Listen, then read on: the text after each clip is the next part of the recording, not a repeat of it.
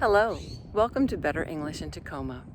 My name is Linda, and in today's listening comprehension video, we're going to hear two different versions of the account of creation. The first will be a narrative prose version read from the book of Genesis in the Bible, chapter 1, verse 1 through chapter 2, verse 3. The second will be a poetry version of the same account taken from the book A Pillar of Pepper, written by John Knapp II. We'll start with the narrative version from the book of Genesis in the Bible. In the beginning, when God created the universe, the earth was formless and desolate. The raging ocean that covered everything was engulfed in total darkness, and the Spirit of God was moving over the water. Then God commanded, "Let there be light," and light appeared. God was pleased with what he saw. Then he separated the light from the darkness, and he named the light day and the darkness night. Evening passed and morning came. That was the first day.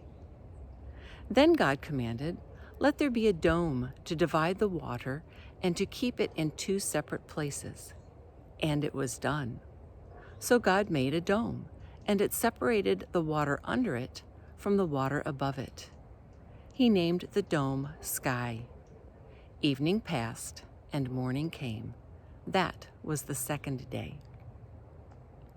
Then God commanded, "Let the water below the sky come together in one place, so that the land will appear." And it was done. He named the land Earth, and the water which had come together he named Sea. And God was pleased with what he saw. Then he commanded, "Let the earth produce all kinds of plants, those that bear grain and those that bear fruit." And it was done. So the earth produced all kinds of plants, and God was pleased with what he saw. Evening passed and morning came. That was the third day.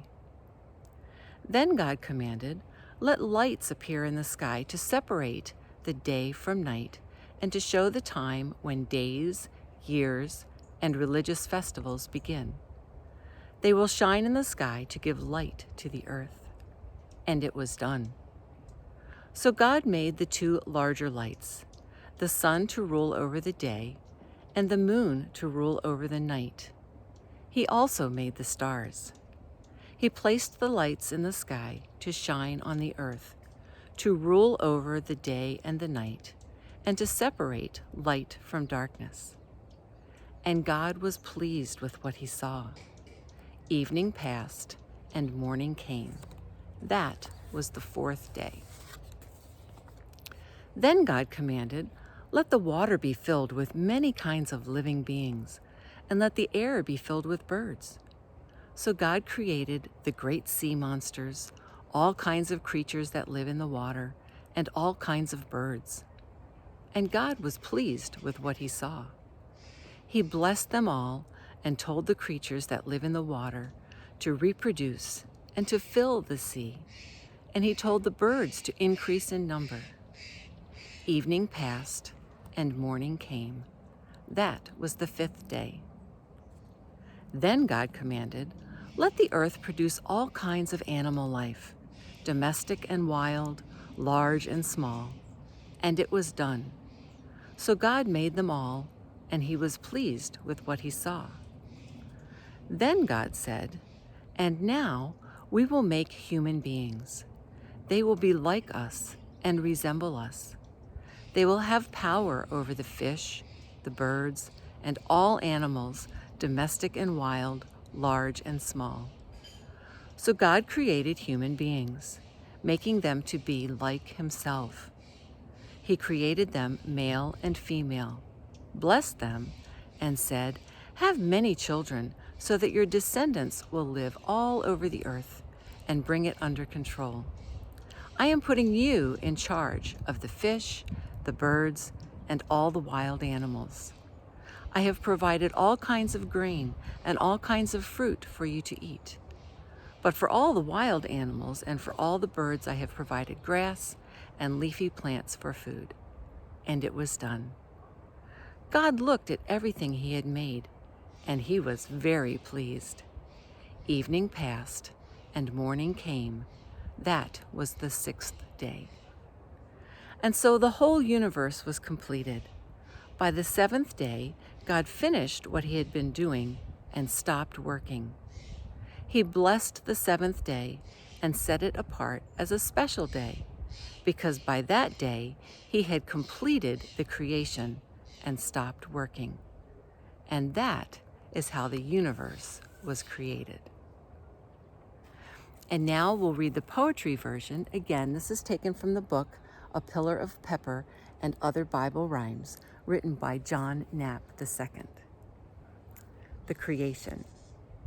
Sunday was first, the very first day that matter unfolded in space, and that great clock, time, began its long count as God put every atom in place. And before the beginning was done, God's Spirit moved over day one. God's Spirit moved over day one. On Monday, God made enormous clouds out of water flung high in the air. They rose from the sea on the earth below before the dry land was there. The earth was all wet when God was through shaping the sky on day two, shaping the sky on day 2. On Tuesday, God moved the seas aside so soil and rock could appear. The earth opened up to the first green plants, and food of all kinds was here. Light came through thick clouds to shower each tree that sprang from the earth on day 3, that sprang from the earth on day 3. On Wednesday, the watery clouds broke apart that surrounded the earth on high. The planets and sun, the moon and the stars were unmasked in the clearing sky. The heavens at last cracked open their door to the sun streaking over day 4, to the sun streaking over day 4. On Thursday, the animals burst on the scene, fishes, reptiles, and birds. Brontosaurus came forth, pterodactyl flew, when the word of the Master was heard. Some kinds of animals still alive took their first steps on day 5, took their first steps on day 5. On Friday came elephants, cattle, and apes, every mammal according to plan. The earth, almost done, only lacked one thing, so God out of dust made man. Heavenly image gave shape to that mix when God crowned his work on day 6, when God crowned his work on day 6. On the Sabbath, God rested from all that he did, making animals, plants, and sea. All special building had ended, he knew, except for creating in me, creating in me and you. I hope you enjoyed these accounts of God's creation of the universe. Have a wonderful day, and we hope to see you again on Better English in Tacoma.